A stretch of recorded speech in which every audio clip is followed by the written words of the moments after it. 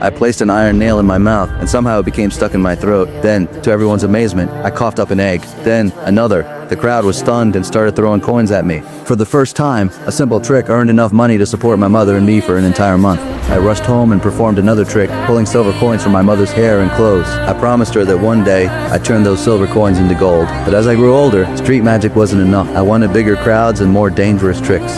So I gathered reporters, placed every penny I had on the police chief's desk, and challenged him to a bet. He refused. I mocked his punches until he finally hit me. I took the blow without flinching and demanded another. Eventually, I got exactly what I wanted. I was handcuffed, searched, and thrown into a jail cell. The chief warned me that if I couldn't escape, he'd arrest me for disturbing the peace. Once everyone left, the real performance began.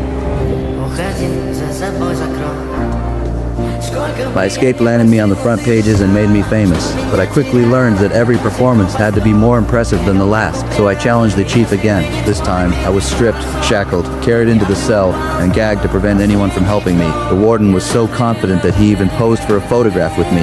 Then everyone left. I opened my hand and revealed 6 fingers.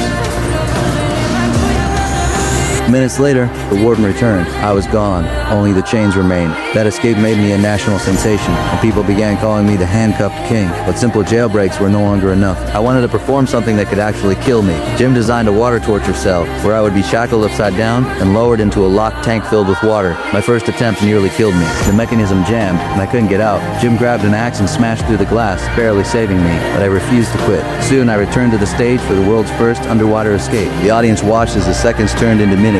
Still, there was no movement. People began fearing the worst. Then they pulled back the curtain, and the tank was empty. That performance cemented my reputation as America's greatest magician. Eventually, I was invited to perform for German royalty, but ordinary tricks wouldn't impress the Kaiser. So I prepared my greatest stunt yet. A general fired at a target and hit the bullseye. My assistant loaded the gun with more powder, while I produced a real bullet and had the general inspect it. After he confirmed it was genuine, my assistant loaded it into the barrel. The general raised the gun again, and then I stepped directly in front of the target.